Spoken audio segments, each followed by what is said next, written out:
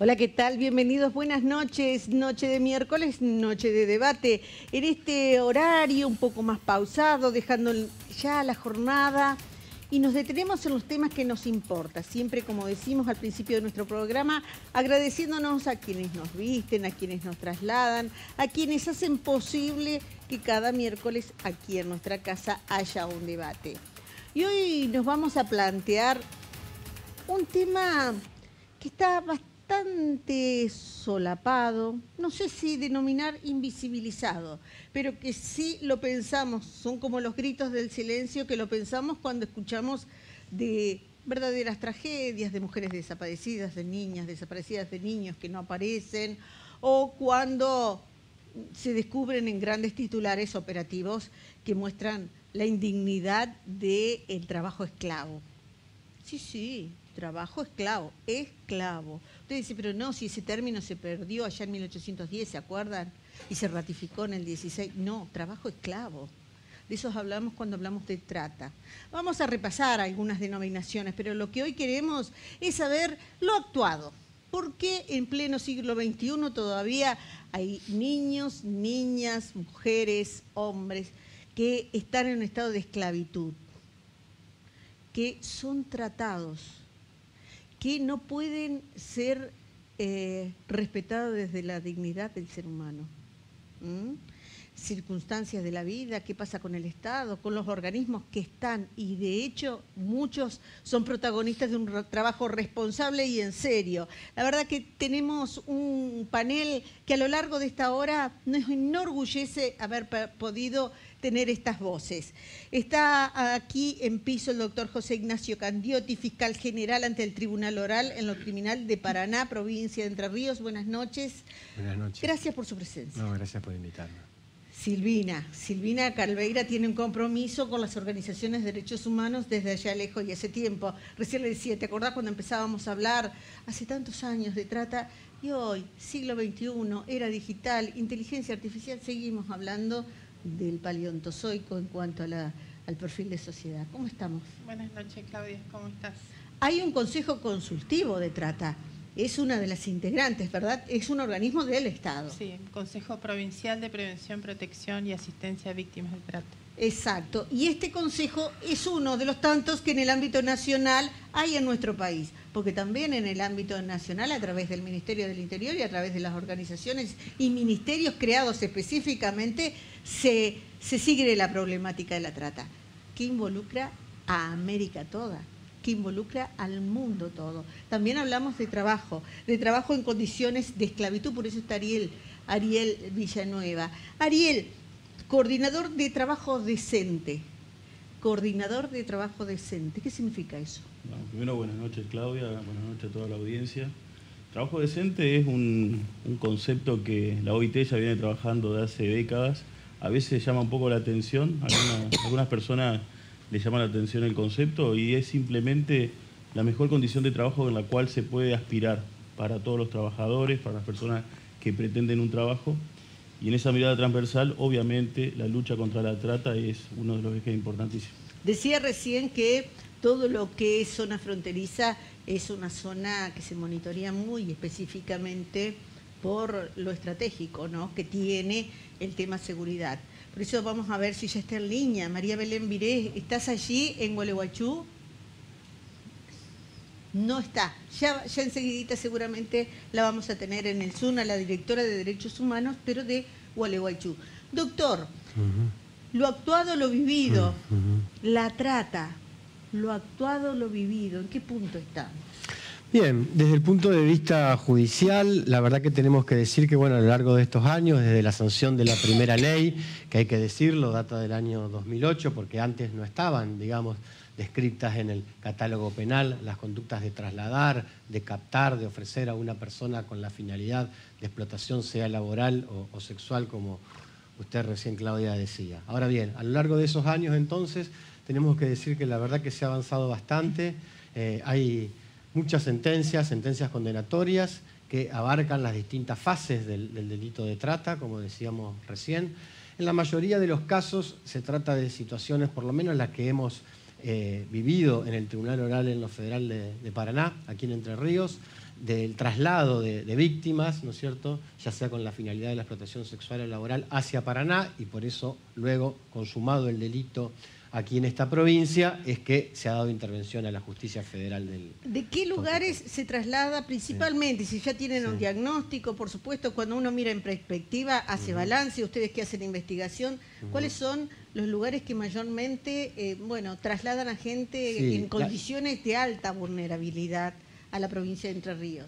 Si haríamos una comparación estadística con las causas que tenemos, la provincia de Misiones ha sido la que más hemos tenido víctimas provenientes de ahí. Pero también es algo que yo siempre observo y lo digo en los alegatos, y con Silvina desde Red Alerta lo hemos trabajado conjuntamente.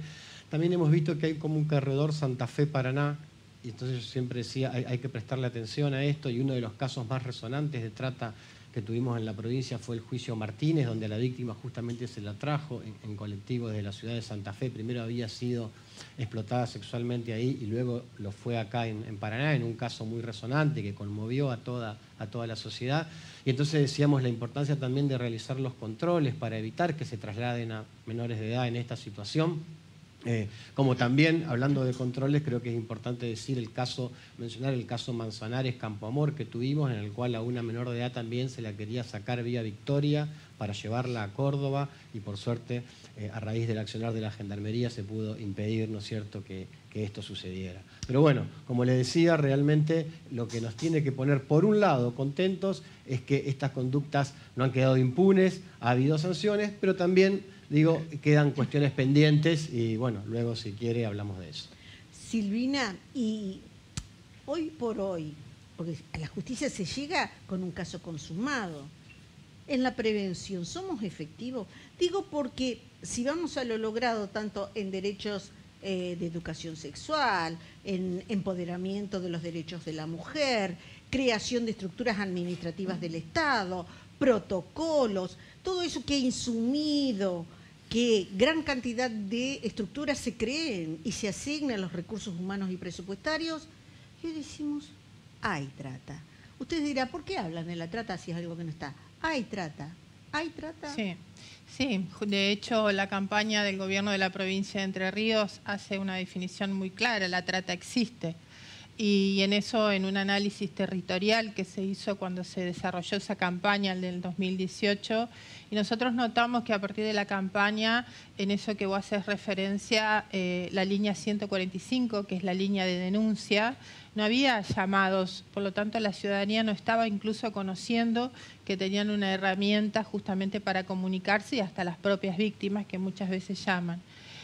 Nosotros, a partir de esa campaña provincial que se desarrolló de diferentes maneras, logramos justamente lo que es la prevención en cuanto a brindar herramientas no solo en el abordaje, en la intervención, sino que también en lo que tiene que ver con las capacitaciones. Nosotros todos los días estamos recorriendo la provincia de Entre Ríos, incluso convocados por otras provincias también, en el marco de capacitaciones que también tiene que ver con la prevención. Y en esto, la prevención también hay que tenerla en cuenta, estamos haciendo mucho hincapié en la fase de la captación, porque esas modalidades del ofrecimiento y la captación se ha modificado, ha cambiado, y tiene que ver mucho con el grooming, con las redes sociales, con las nuevas tecnologías, con plataformas digitales que van apareciendo en este mundo virtual al que, bueno, estamos hoy acostumbrados, ¿no?, y que ponen en riesgo a niñeces e infancias. Y que no hay que naturalizar, digamos. No debemos naturalizarlo. Y también una cuestión preventiva que tuvo el gobierno de la provincia es sacar una ley de cierre de prostíbulos. No todas las provincias lo tienen. Obviamente que es un delito que muta, que cambia de modus operandi, y debemos estar muy alertas. Dentro de un ratito vamos a abrir un poquito más aspectos que hacen a esta cuestión legal, porque, bueno, cuando se considera menor, responsable de sus derechos, y digo, para la ley, y cuando estamos en condiciones de que el Estado le diga, porque ¿qué pasa cuando se planta un menor de edad y diga, yo quiero ser prostituta? Dentro de un ratito lo vamos a ver, Dentro de un ratito lo vamos a ver.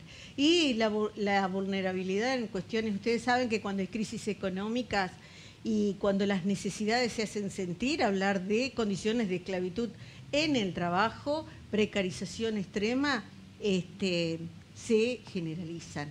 Ha habido muchos operativos en la provincia de Entre Ríos, sobre todo en el norte, zona de cultivos. Hablo del citrus, hablo del arándano, hablo de ese trabajo manual que requiere obra manual, muy cuidada, por eso mujeres y niños, ¿no? ¿Qué pasa con eso? Bien, bueno, comparto todo lo que mis compañeros de panel han desarrollado en relación a la trata como tal. En lo que respecta a la competencia de la Secretaría de Trabajo, nosotros somos competentes en la trata con fines de explotación laboral. Ahí, como vos decías, Claudia, se viene trabajando mucho. Algo que tenemos, y también teniendo en cuenta contextos económicos, nunca podemos naturalizar ni justificar ni ver un aspecto positivo en la explotación laboral, ni siquiera con las necesidades económicas. Lo que tenemos que saber es siempre que hay una red delictiva, porque acá estamos hablando que es una red delictiva la que capta a las personas explotadas. Siempre esa red o ese productor o comerciante está ganando plata. O sea, eso es algo que debemos naturalizar. No lo está haciendo porque le hace un favor a los trabajadores, a las trabajadoras, a las familias, no. Siempre hay una intencionalidad dañina y nunca se puede justificar esas condiciones. También cuando hablamos de trata como explotación laboral, no estamos hablando de un caso aislado de falta de registración. Estamos hablando de la reducción a condiciones realmente inhumanas hacia las personas. Sí.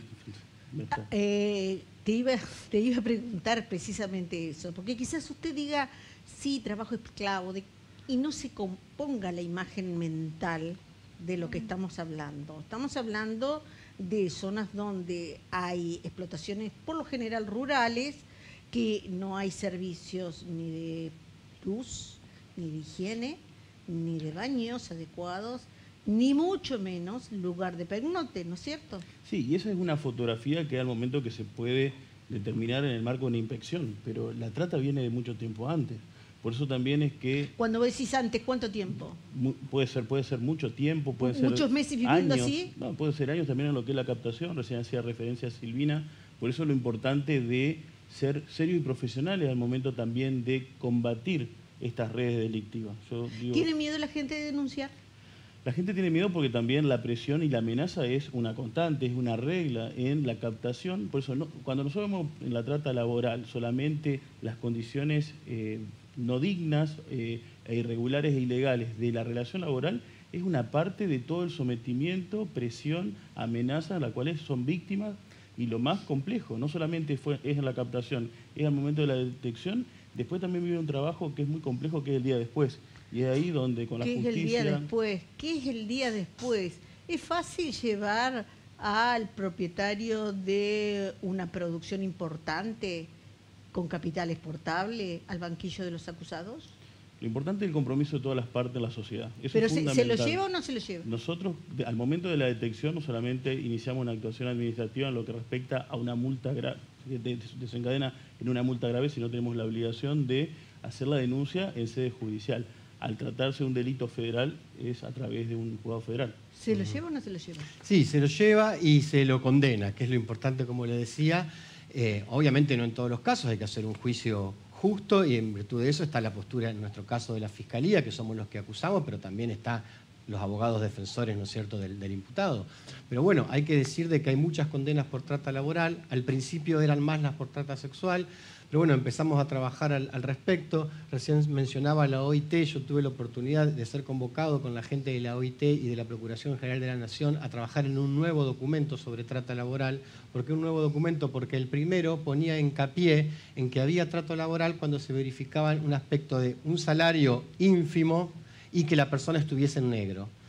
Pero luego se empezó a ver que había otros indicadores de la trata laboral además de esto. Y por ejemplo que tenían que ver con lo que usted decía, Claudia, con la cantidad de horas de la jornada de trabajo, con las condiciones de higiene, con las condiciones de seguridad, con contar con los elementos de trabajo necesarios, con la posibilidad de ir a ver a sus familias y no estar 4 meses aislado de su grupo familiar. Y bueno, y todo esto se trató en un precedente, el precedente Lanner, que fue el primer juicio por trata laboral que hubo en Entre Ríos, donde se lo condenó a Lanner, y luego el fallo fue a casación, la casación penal, digamos, ratificó la sentencia. Así que bueno, es importante, digamos, seguir trabajando en este sentido. Y ya que usted hablaba de dueños, digamos, de los establecimientos, yo creo que un desafío pendiente es el tema del decomiso de los bienes.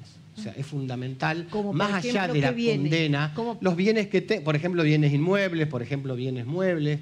¿Por qué es importante el decomiso de los bienes? Porque eso también hace el resarcimiento de las víctimas. Con ese decomiso de los bienes, si se le saca, ¿no es cierto?, esa ganancia ilícita que obtuvo el tratante, luego se va a poder indemnizar a la víctima y resarcirla. Entonces es muy importante para eso, durante la investigación del caso penal, ver con qué bienes cuentan, hacer investigaciones serias para que luego justamente podamos, ¿no es cierto?, decomisar esas ganancias ilícitas. Así que hoy en día es importante la trata laboral tanto o más que la sexual. Yo no diría tanto más, yo diría las equiparo, porque a ver, siempre digo, el legislador argentino equipara en el tipo penal, establece una misma pena mínima y una pena máxima para el caso sea de trata sexual o laboral. Después se verá, según las circunstancias particulares de cada caso, cuál revierte mayor gravedad, ¿me entiende? De acuerdo a su experiencia y de acuerdo a lo actuado. ¿Podemos señalar zonas específicamente sensibles o que preocupan en el territorio entrerriano? Digo, norte entrerriano sabemos porque han salido titulares impresionantes con fotos aterradoras de cómo ha vivido. Digo, ¿hay otros lugares? Yo diría de que hemos tenido casos de todas las localidades, la verdad, de todas las localidades, tanto en trata sexual como en trata laboral. Yo no me centraría en uno en particular. No hay zonas. No es que no haya zonas, yo digo, de acuerdo a la experiencia, por lo menos los casos que han llegado a juicio al Tribunal Oral de Paraná, como le digo, hemos tenido de todas las localidades. ¿Hay alguna zona que crees así como más preocupante que deben...? Lo que pasa es que de acuerdo a las características de las actividades, obviamente actividades en el sector rural, agrícola, que también es un ambiente más factible que se puedan ocultar las situaciones. Yo hablo siempre de que nosotros trabajamos con inteligencia, porque nosotros necesitamos información. Obviamente somos quienes debemos generar el acto por el cual se visibilice, que es la inspección, pero nosotros esa información para llegar al lugar depende que los datos puedan ser de oficio, que contemos nosotros, pero pensemos que del otro lado hay toda una red de ocultamiento. Por eso es muy importante, nosotros no hablamos de denuncia, sino de información, que los ciudadanos nos informen en los lugares donde exista sospecha. Obviamente, en lugares rurales vamos a encontrar situaciones y vamos a detectar situaciones donde tal vez hay más personas. Pero también hay que ser muy respetuoso y cuidadoso de no estigmatizar ni generar ninguna interpretación o prejuicio que afecte a algún sector. Sí. Pero yo lo escuchaba al doctor, que tenemos que estar muy atentos y observar las condiciones de vida de las y los trabajadores. Por ejemplo, puede ser que alguna persona, porque también tengamos en cuenta que la trata puede ser interna de ciudadanos de la provincia, puede ser de otras provincias y pueden ser también de ciudadanos migrantes. Y sabemos que a veces hay personas migrantes y algunos que vienen de países muy lejanos que a veces nos da sospecha saber en qué condiciones llegaron al país, en qué condiciones están de libertad. Entonces, hay que estar atentos. ¿Y en ese caso la sentencia es devolverlo al país o cuál sería...?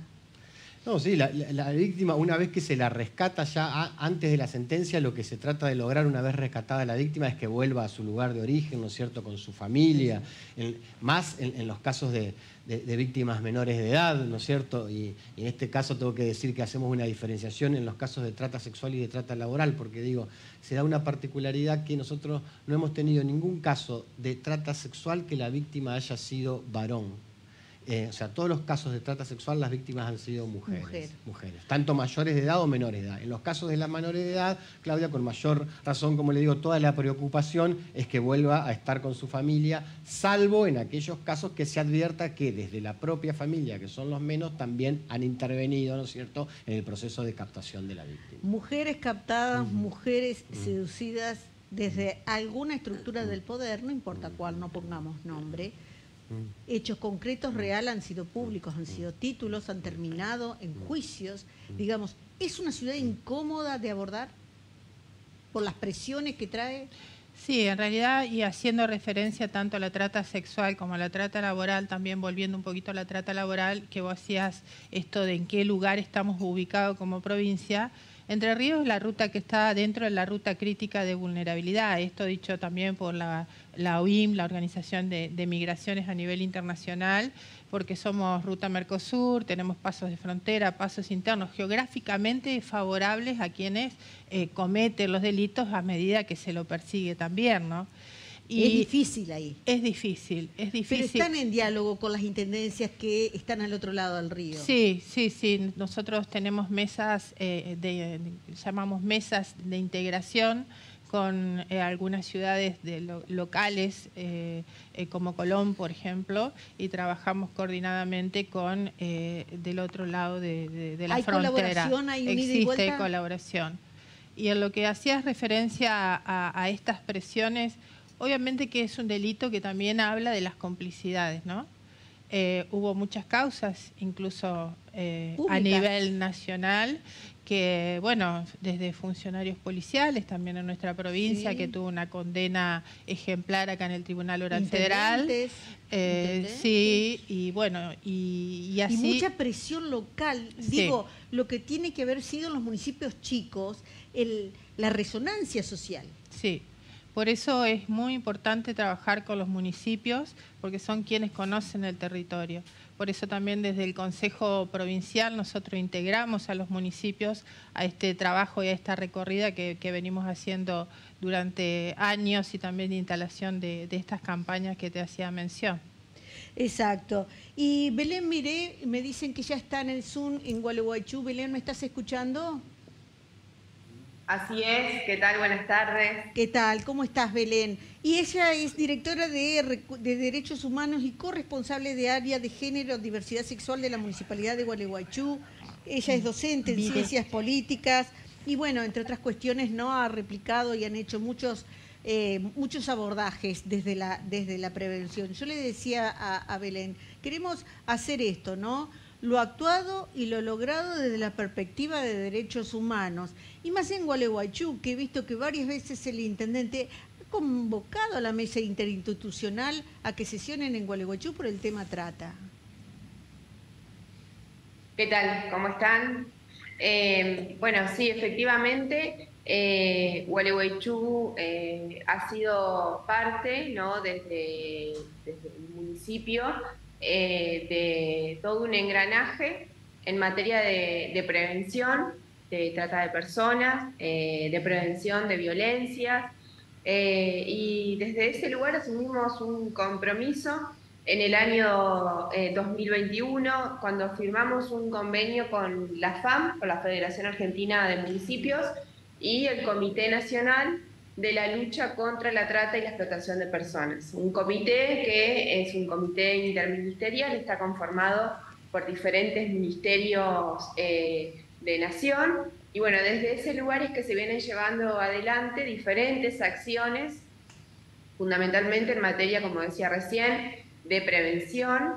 Entre ellas, en un momento se convocó sí a una mesa intersectorial, donde los actores fundamentales invitados en esa ocasión fueron sindicatos y otras instituciones barriales, organizaciones sociales que se sumaron, pero bueno, con una fuerte presencia de los sindicatos, como así también otra serie de acciones que se desprenden de este convenio que firma el municipio, la FAM y el comité, donde se han desarrollado en nuestra ciudad distintas acciones que ahora podemos conversar. Y vos sabés que nosotros ya habíamos empezado acá en Pisos, hay un juez federal, un fiscal del juzgado federal, está, bueno, Silvina Calveira, también está un representante de la Dirección de Trabajo, donde en esa mirada perspectiva, como te dije, hacer carne de bajar un poquito los datos fríos a los hechos, lo actuado y el saldo, mirada en perspectiva, decimos algo que la pregunta te la voy a reiterar porque algo ya habíamos hablado hoy. Bueno, decías, lo más difícil es que sin denuncia no podemos hacer nada. Amplía ese concepto. Bueno, sí, primero agregar, vos la mencionabas a Silvina, con Silvina también hemos trabajado desde la Secretaría de Provincia puntualmente en algunos abordajes que, como te mencionaba hoy por la mañana, Nosotros tenemos intervención como área de género o dirección de derechos humanos. Hemos tenido en este tiempo, en algunos casos, donde se nos ha dado intervención. Y respecto a la denuncia, es muy importante trabajar, ¿sí?, sobre la denuncia. Por eso desde nuestra ciudad también una de las fuertes políticas que hemos impulsado en materia de la trata de personas es la difusión de la línea 145. Lo que hemos hecho es llevar adelante diferentes instancias de reuniones con muchísimos espacios de acá de nuestra ciudad para difundir la línea 145 y cómo funciona, y sobre todo trabajar sobre los temores lógicos de las personas que no se animan a hacer la denuncia. Recordemos que no estamos hablando solamente de las víctimas, sino también personas que pueden conocer o que pueden tener algún dato de alguna situación para informar, para denunciar. La importancia de tener presente la línea 145, eso ha sido un trabajo nuestro como municipio que hemos desarrollado tanto en una campaña que llevamos adelante de difusión de la línea 145, donde hemos colocado cartelería por toda la ciudad, sobre todo en los espacios públicos, en nuestras playas públicas. Hemos estado trabajando sobre la difusión de la línea, como así también en Gualeguaychú se aprobó una ordenanza para que los taxis, remises y las empresas de transporte tengan la cartelería de la línea 145. Belén, sucintamente, y yendo al punto práctico, real, sos una estudiante de ciencias políticas, o sos profesora de ciencias políticas, mirando en esto de repensar el tema de la trata. La trata persiste porque no hay denuncia, porque la ciudadanía es indiferente, porque son los temas que incomodan al poder. ¿Por qué existe la trata? Existe, es multicausal, ¿no?, el delito de trata, principalmente por las condiciones estructurales en las que se vive, ¿no?, un sistema que genera desigualdades, y eso de alguna manera habilita que se den este tipo de delitos, ¿no?, yendo como a lo más estructural. Totalmente. No olvidemos que la captación en el delito de trata suele ser en primera instancia con el ofrecimiento de algún trabajo a personas en contextos de vulnerabilidad, personas que están atravesando una situación de vulnerabilidad, sobre todo económica, y que acceden a esa posibilidad de un trabajo donde no se sabe muy bien cuáles son las condiciones, precario, donde tienen que trasladarse, ¿no?, viajar, salir de su lugar de vida para ir en búsqueda de ese trabajo donde le ofrecen del otro lado la posibilidad de una mejora de vida. Entonces, esa es la base. Muy buena síntesis, muy, muy buena síntesis. Para ir, dentro de un ratito seguimos con vos en Gualeguaychú, tenemos mucho por hablar todavía. Yo tengo que hacer un cierre contigo en este sentido. Si tuvieras que sintetizar, ¿por qué existe? Recién, con muy buen criterio, sintetizó una idea, ¿no? El grado de vulnerabilidad de una sociedad nos habla de necesidad y nos habla del camino más directo para usar. Y vos dijiste algo que me importa mucho que la gente comprenda. No usemos el tema económico como el camino hacia la justificación de la trata. Redondeame ese concepto. Sí, y es que muchas veces, si bien existe la necesidad, esto se da en cualquier tipo de explotación laboral. Siempre que se ofrezca en no condiciones registrables de la relación, existe ya una explotación. Pero en estos casos de trata, esta situación se amplía, se profundiza y se agrava, porque no solamente es que no van a estar presentes el pago de un salario acorde a reglamentación, no va a estar la jubilación, no va a estar la obra social, sino que la libertad de las personas está vulnerada o limitada o directamente totalmente extinguida, digamos, la posibilidad de circulación. Hay casos muy extremos. Yo también, por eso diferencio, creo que hay que diferenciar lo que es la explotación laboral y lo que es la explotación sexual. Realmente no podemos estar hablando de una estrategia de supervivencia. Realmente la explotación sexual, estamos hablando de un delito de otras características, si bien fue muy claro el doctor en relación a la penalidad, pero estamos hablando de un sometimiento y de una situación inhumana. Y eso es lo que tenemos que entender. Inhumano. Es un padecimiento permanente, grave. Por eso yo quiero retomar algo, si me permitís, Claudia, que lo dije al principio, que es el día después. Y el día después no se limita solamente a una multa o a una condena, que es importantísimo. Es el día después de la restitución de los derechos de esas personas.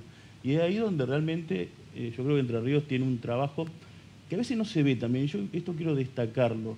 A veces no se ve y no se tiene que ver el día después, porque lleva a lo que es el cuidado de las víctimas. Y de, la protección. Y de lograr realmente restitución y la protección de la víctima. Y restitución de derechos. Yo te agradezco que hayas estado porque tenemos que hacer pasar a la representante de la policía. Antes de irnos a la pausa, quiero saludar, porque ya está en línea, Monseñor Jorge Lozano, secretario general del Consejo Episcopal Latinoamericano. Monseñor, nos está escuchando. Buenas tardes. ¿Cómo le va? Claudia Luero es mi nombre. Hola Claudia, buenas tardes. Estoy escuchando muy bien, gracias.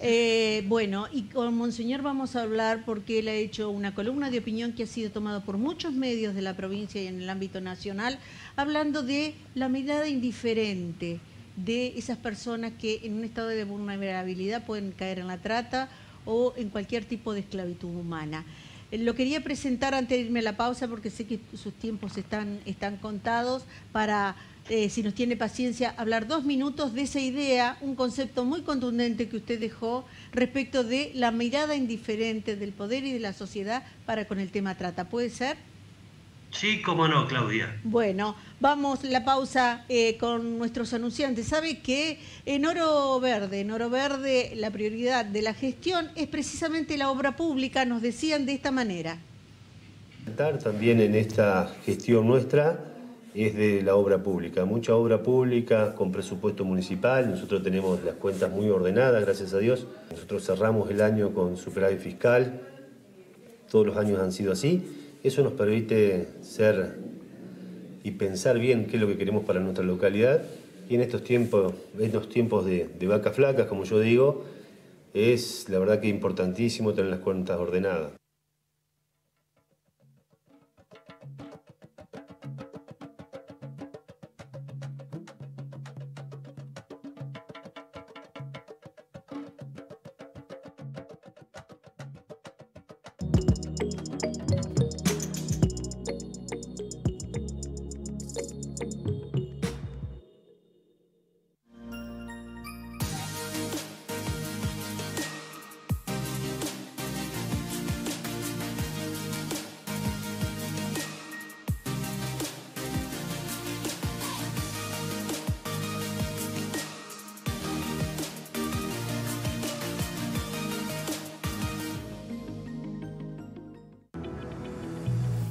Les voy a presentar lo último en biotecnología para embellecer su rostro. Rejuvenecemos la piel con ácido hialurónico, nanobotox y los famosos hilos tensores líquidos.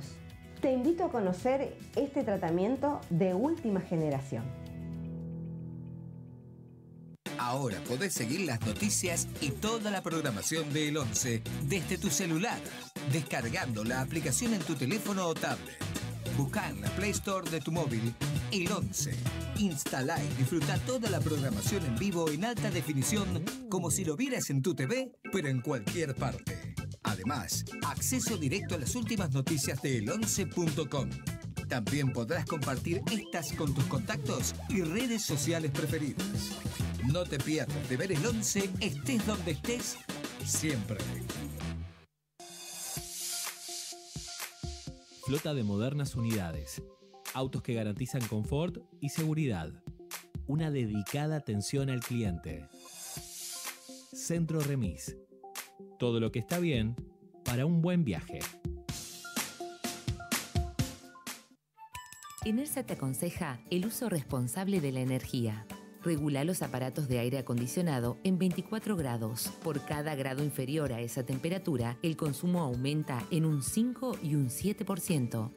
Estos son los tips de Nersa para un uso responsable de la energía. Un día te das cuenta, tu pelo está seco, largo y necesita un buen corte. Pensaste en nutrición, corte, color, cambio de look. Fue entonces que tuviste una inspiración. Descubriste el Salón de Peluquería Rogues de Rosana Massa en 25 de mayo 621. Tu pelo lo merece. Salón de Peluquería Rogues. Si buscas vestir bien en cada ocasión, Claro de Luna Indumentaria Femenina. Elegancia y distinción.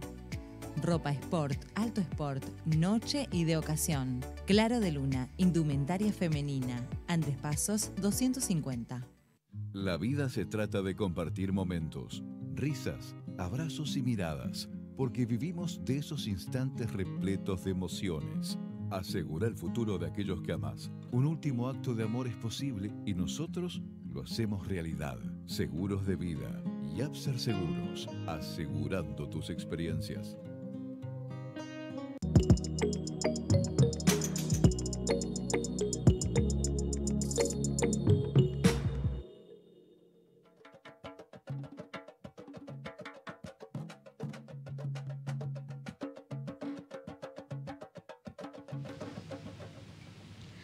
Y buenas noches nuevamente. Monseñor Lozano hablaba de víctimas invisibilizadas y victimarios disimulados. Yo quería que usted compartiera con la audiencia esta reflexión que hace referencia exclusivamente a la situación de trata en nuestro país.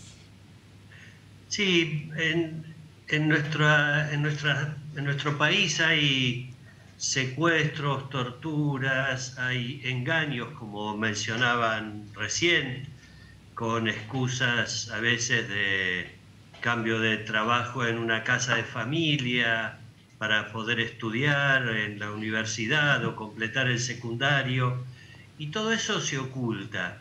La pandemia nos ha vuelto bastante individualistas y con el temor de entrar en contacto con otros, y esto hace que la preocupación no esté tan latente como lo estaba en otro momento, y que estemos como con la guardia baja, y entonces se naturaliza y no se visibilizan adecuadamente tanto las trágicas situaciones de las víctimas como la impunidad en que se mueven las redes del crimen organizado. Usted habló de víctimas y de victimarios. Detrás de esos victimarios está el poder económico, están los intereses. ¿Qué es lo que está, monseñor? Los poderes económicos, sin duda, porque una sociedad que no genera alternativas laborales con igualdad de oportunidades hace que el menor vestigio de luz sea como algo que encandila y fascina el hecho de poder pensar siquiera en un futuro mejor. Por otro lado, los marcos legales, si bien se han ido adecuando, sin embargo, todavía no han ido por los bienes del crimen organizado para que puedan dedicarse, cuando se incautan, a generar espacios de protección para las víctimas que, si en el caso de ser liberadas, les cuesta mucho poder reinsertarse socialmente. Muchas, ustedes saben, son obligadas a consumir drogas y entonces tienen que hacer un largo proceso de desintoxicación, de vencimiento de la adicción. Muchas personas no pueden o no quieren volver a su lugar de origen porque les da vergüenza o porque temen ser estigmatizadas, entonces necesitan insertarse socialmente en otros lugares. Y hay también una complicidad de las fuerzas policiales, que son los que tienen que detectar y perseguir el crimen y luego en el ámbito de la justicia establecer las condenas adecuadas. Esto es un flagelo que no es de la Argentina, es de América, digamos. ¿Este es el rostro más cruel de la droga? es el rostro cruel del crimen organizado, porque no es solo la droga. Las mafias que operan detrás de estos crímenes tienen varios negocios, entre comillas, el del tráfico de armas, el tráfico de drogas, la venta ilegal de los órganos en un circuito también de venta clandestina de órganos para trasplante. Son situaciones muy duras y en América Latina y el Caribe particularmente son víctimas en Centroamérica y México las largas filas de migrantes que quieren llegar a los Estados Unidos. Hablando con comunidades religiosas de esos países, me cuentan cómo hay niños y niñas que van solos en la caravana, sea porque se han extraviado de sus padres o porque los han llevado presos o porque han muerto en algún tipo de enfrentamiento, y son realmente víctimas vulnerables de poder ser captadas por estas personas que son bestias salvajes con piel humana. Yo les agradezco haber compartido estos conceptos, me parecían que eran más que oportunos que estuvieran esta noche en este contexto donde estamos tratando de hablar de trata desde la valentía de mirar un diagnóstico, porque quien no mira bien los diagnósticos difícilmente pueda sanar, ¿verdad? ¿Algo más que quiera decir? Que nos comprometamos, que no miremos para otro lado. Yo me acuerdo de haber estado unos años en Gualeguaychú y que hubo un compromiso muy importante de la sociedad para desterrar lo que mal se llamaban casas de tolerancia o whiskerías, donde todos sabíamos que se oprimía sexualmente a víctimas de trata, y fue el compromiso de la sociedad, tanto del ámbito político, público, como de las comunidades, que se pudo frenar en alguna medida todo ese escándalo. Y me parece que el modo es hablarlo y comprometernos cada uno desde su propio lugar. Muchas gracias. Gracias a usted por su tiempo.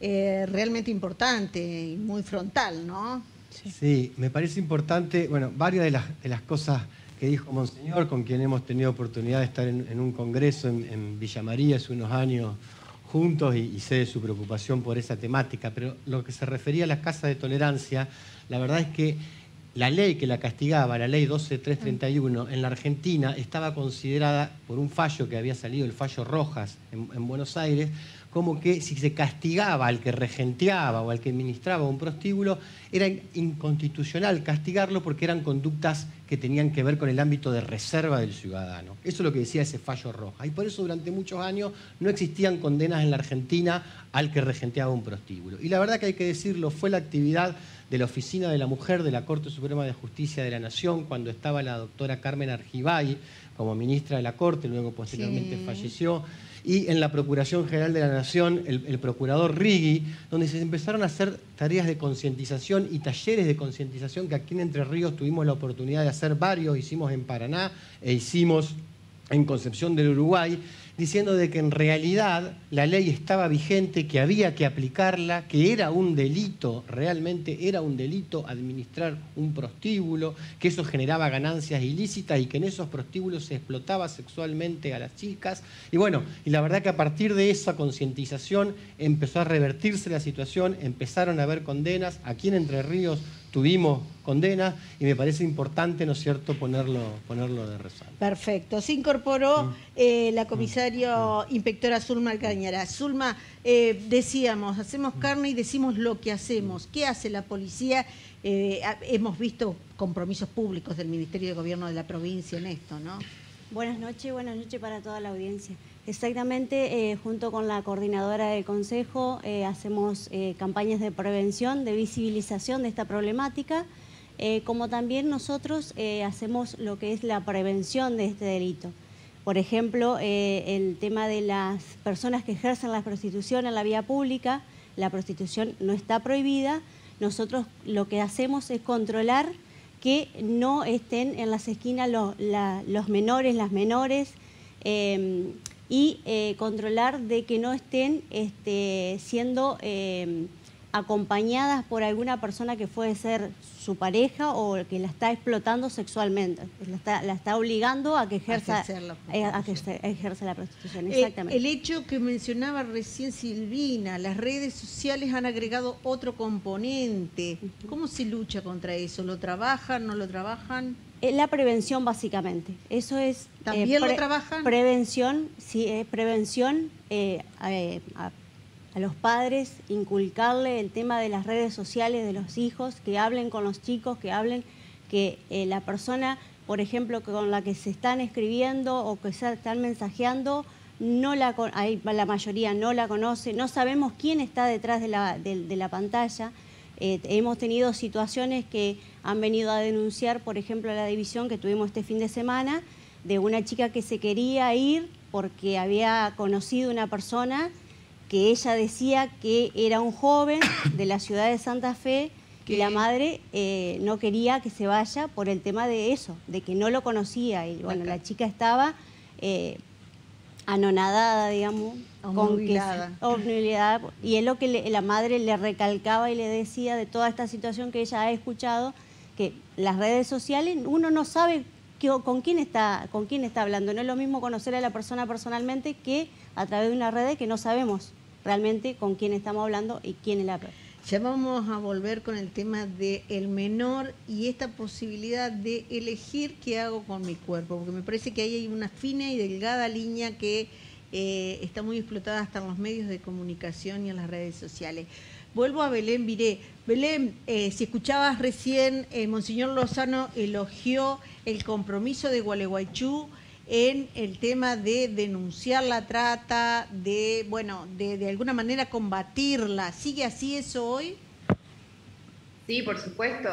Sobre todo, como mencionaba hoy al inicio, con la gestión de nuestro intendente Martín Piallo, donde el compromiso por la lucha, digamos, por la ampliación y llevar adelante una política pública de derechos humanos también conlleva trabajar sobre las violencias y la trata de personas por explotación sexual. Es una de las violencias más extremas por razones de género, como así también hoy mencionaban, la explotación laboral. Y desde ese lugar es que, bueno, no es menor firmar un convenio, ¿no?, con la Federación Argentina de Municipios, con el comité, trabajar en conjunto con los diferentes organismos. Hace muy poquito recibimos también al Ministerio de las Mujeres, Géneros y Diversidad, a la directora, su nombre es Pilar Fiusa, que está a cargo de la parte de trata, ¿no?, de ese organismo dentro del Ministerio, donde recibimos capacitaciones para los equipos de salud de nuestra ciudad y el equipo de la Casa Alas Desatadas, que es una casa de protección para mujeres víctimas de violencia de género que funciona a las 24 horas, los 365 días. Correcto. Sí, cierro con esto. Todas estas políticas que se llevan adelante son transversales, ¿sí? Más allá de que existe una dirección de derechos humanos y un área de géneros y diversidad sexual, pretendemos, y por eso formamos o tenemos la intención de formar a todos los equipos de los centros de salud de nuestra ciudad, de la Casa Alas Desatadas, y también el compromiso asumido por el Consejo Deliberante, donde, como contaba hoy, se aprobó una ordenanza para la difusión de la línea 145 y también se trabaja desde hace un tiempo sobre un proyecto que establece un cupo laboral para personas víctimas de trata de personas. Está bien. Digamos, en línea con lo actuado con la provincia, porque también acá lo hemos hecho un espacio para hablar de eso. Y yo vuelvo un segundito a piso, porque acá salió de la charla esto de la voluntad del menor. Hoy las redes sociales venden prostitución con distintas máscaras, digamos. Esto se ve, pero en horarios centrales muy naturalizado por parte de actrices o vedette que ya no están con un trabajo fijo en un circuito y venden su cuerpo y lo exteriorizan, y por eso en páginas debidamente comerciales promocionadas al respecto venden sexualidad también. Digo, desde lo erótico a esto, a la trata, hay una distancia muy grande, obviamente, pero ¿cómo debemos enfocar esto? Sí, en realidad esos son usados como métodos de captación fundamentalmente, y también en lo que fue de pandemia se convirtió en lo que es la explotación sexual virtual, vinculado también al delito de materiales de contenido de abuso sexual, la pornografía contra infancias y adolescencias. Son plataformas muy peligrosas como la OnlyFans, la Sugar Daddy, la Sugar Baby, la Webcash, la Sweet Lady. Hay una infinidad, a medida que se lo combate o se lo persigue también van generando, son plataformas algunas nacionales, otras internacionales. El grooming también como método de captación, que es el abuso sexual virtual a través de las nuevas tecnologías. Y que también hay que hacer una diferenciación, ¿no?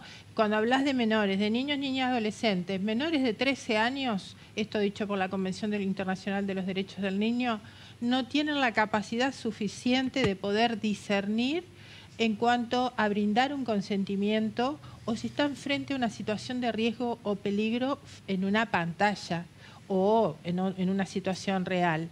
Y hoy en día nosotros recorremos la provincia, fundamental con esto que vos hacías referencia, como los métodos de captación que van cambiando ¿qué también. ¿Qué hace Silvina si una chica de 16, 17 o 18 dice, yo tengo la libertad de ir donde quiero y trabajar para quien quiero? Es que eso no es trabajo. El trabajo implica dignidad, para empezar. Y si yo hablo de dignidad, el cosificar, el mercantilizar un cuerpo no habla de dignidad. Pero ponen en riesgo su propia vida, digo. Ponen en riesgo hay casos recientes de chicas descuartizadas, de chicas que han perdido la vida de una forma espantosa. Bueno, hechos a nivel nacional vinculados a feminicidios, también estaban vinculados a la Sugar Daddy, que es otra plataforma que, bueno, están en investigación a nivel nacional en Buenos Aires. Y así podemos mencionar una cantidad de Doctor, plataformas. Si bien a usted, como bien dijo, ¿no? A usted el Ministerio Público Fiscal le toca acusar, pero digo, debe hablar con sus pares. Estamos ante un nuevo escenario, digamos, porque una joven o un joven que quiera prostituirse de esta manera, o quizás no se llame explícitamente prostitución, sino... Son prostituidos en realidad. Claro. Sí, pero en realidad yo creo que la lupa desde el punto de vista nuestro, de los fiscales, la ponemos justamente en el que explota sexualmente a esa persona. Ahí está. Digamos. Ahí ponemos la lupa, y no solo la lupa, sino justamente el intento de que la conducta de esa persona no quede impune, ¿no es cierto?, de que sea, bueno, condenada y, como decíamos, también se le decomisen los bienes.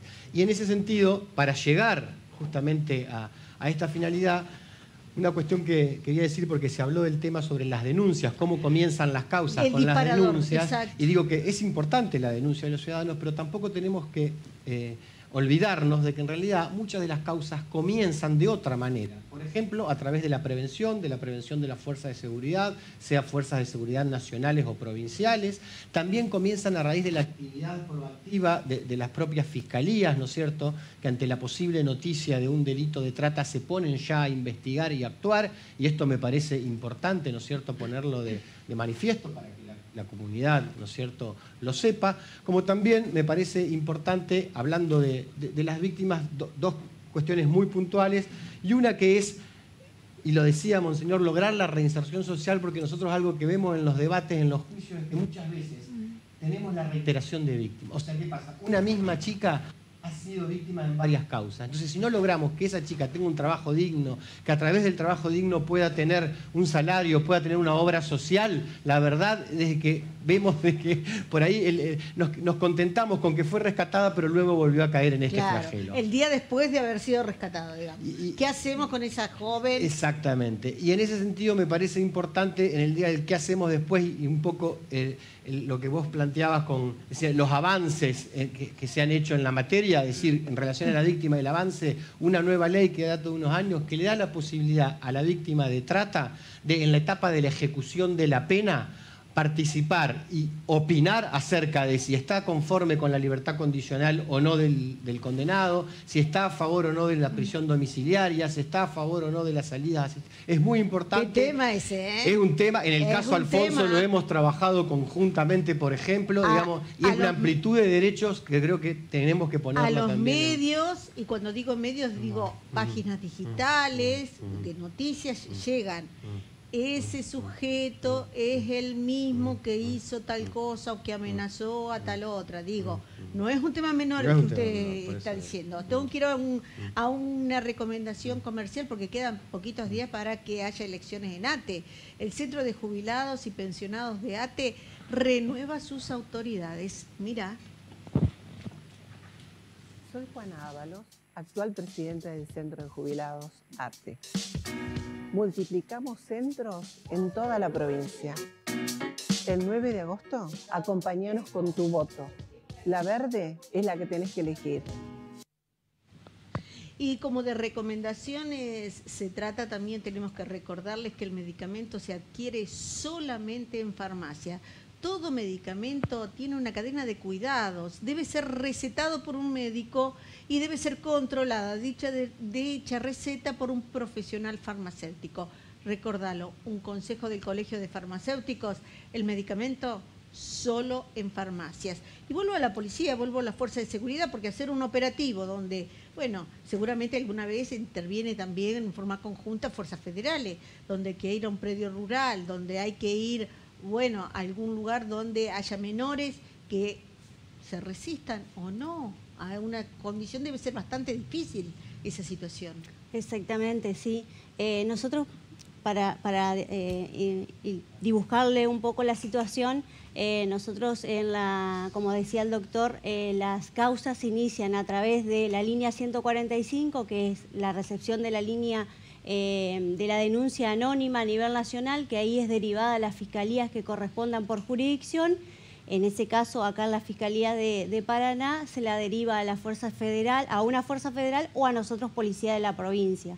Nosotros en esa situación lo que hacemos es realizar una investigación y elevar los informes correspondientes, y ahí se determina el procedimiento a realizar. En el caso de que se llegue a realizar un procedimiento, se convocan a todos los organismos para ir a hacer el procedimiento. Por ejemplo, la coordinadora del Consejo, el personal del Programa Nacional del Rescate, que son las profesionales que le hacen la entrevista a las personas que se encuentran en el lugar, ya sea de una trata sexual o una trata laboral. Ahí, una vez que se le realiza la entrevista, se lo pone en conocimiento al fiscal y ahí se dispone qué es lo que se va a realizar con esa víctima. Lo mismo en el caso de que nosotros tomemos una denuncia o tengamos conocimiento de una situación. Nosotros lo que hacemos es informar automáticamente a la Fiscalía Federal que corresponde. Y quiero darle la palabra en este minuto final que me queda a Gualeguaychú, la representante de Derechos Humanos, porque yo le dije, quiero mirarlo en la perspectiva de derechos. A ustedes recién lo ponían como ejemplo de una sociedad comprometida. Para que le hagas la invitación, ¿qué hay que hacer para empezar a andar fuertemente, a transitar fuertemente el camino de la prevención?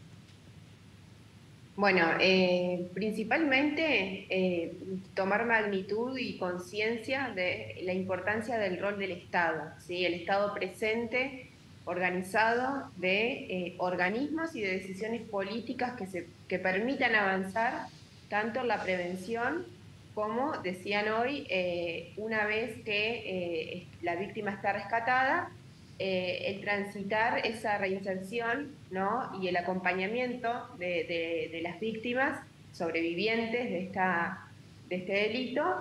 Para eso es fundamental el rol del Estado. Y lo menciono porque estamos en tiempos donde justamente se instalan, ¿no?, discursos donde se niega o se pretende achicar o se pretenden soluciones mágicas, mencionando que no es necesaria una estructura del Estado que crezca. Y yo creo todo lo contrario, creo que necesitamos cada vez más un Estado presente, generando políticas públicas. Hoy mencionaba el Comité Nacional, que está compuesto por 5 ministerios, los organismos provinciales que mencionabas vos, los organismos municipales. Necesitamos un Estado estructura que estén presente, y que den cuenta de la eficiencia. Lo completamos así, que son eficientes, que no estamos pagando de malos sueldos, que son eficientes. Digo, cada vez que muere una mujer, la gente se indigna, nos indignamos todos. Digo, es lamentablemente un punto que debilita una causa que amerita estar en la agenda pública. Totalmente, y para ello también se necesitan recursos, ¿no? Sí, Porque sí, hablamos coincido. de decisiones políticas, no hablamos solamente de buenas voluntades de la dirigencia política, sino justamente de decisiones que impliquen destinar recursos a esta problemática. Y esto también, de esta manera, pudiendo llegar a la sociedad y que la sociedad se involucre tomando conciencia que no son problemáticas ajenas, ¿no? Hoy charlábamos por la mañana. Ha habido como una espectacularización de la trata de personas donde el imaginario común tal vez se ve muy lejano esa problemática a nuestras realidades. Y verdaderamente no, tenemos que involucrarnos, tenemos que trabajar fuertemente y ese es nuestro rol como municipio. Me tengo que ir, Belén. Yo te agradezco. Perdón la interrupción porque hay mucho para hablar y bueno, me gustó tu poder de síntesis y me gustó la perspectiva que le diste. Creo que ha quedado muchas cosas en claro y muchas cosas pendientes. Se ha dicho mucho, victimarios y víctimas, narcotráfico, el rol más cruel es ver una sociedad en decadencia, una sociedad enfrentada, una sociedad con discursos que rompen y no que unen. Gracias por haber estado. No, gracias. Gracias por tu compromiso. Gracias. Nosotros, como siempre, intentando cada día, cada debate, aprender un poquito más, saber un poquito más de lo que sabíamos antes. Hoy nos llevamos una agenda bastante importante de temas aprendidos. Gracias por haber estado.